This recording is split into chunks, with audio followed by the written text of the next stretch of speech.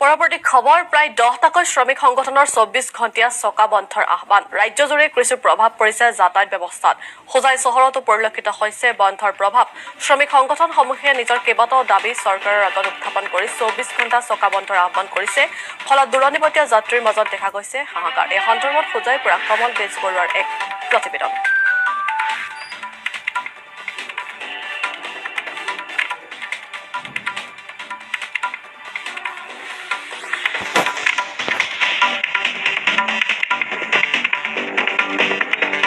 হয় যেহেতু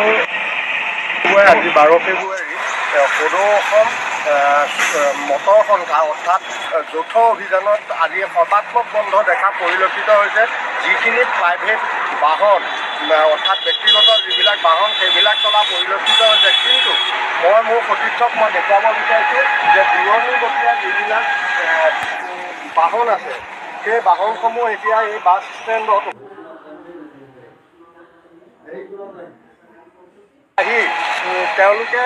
আকৌ সেই নিজৰ বাসগৃহলৈ বা নিজৰ সেই গন্তব্যস্থানলৈ যাবলৈ বাধ্য হৈছে কাৰণ ইয়াত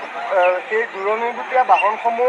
চলাত দেখা পোৱা নাই আৰু বিশেষকৈ ক'ব লাগিব ইয়াত মটৰ শ্ৰমিক সংস্থাৰ লগতে তাত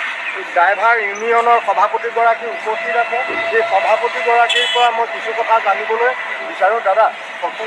ক'ব আজি নমস্কাৰ মই হোজাই জিলা ট্ৰাক ড্ৰাইভাৰ ইউনিয়নৰ প্ৰেচিডেণ্ট এম ডি নিজামুদ্দিন আমি আজি আমাৰ যৌথ মঞ্চৰ মাধ্যমে আৰু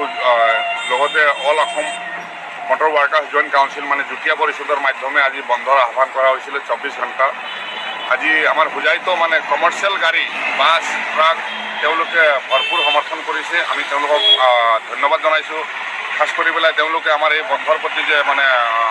সঁহাৰি জনোৱাৰ কাৰণে মই তেওঁলোকক কেনেকৈ মানে শব্দত তেওঁলোকক ধন্যবাদ ক'ম এইটো মই অনুভৱ কৰিব পৰা নাই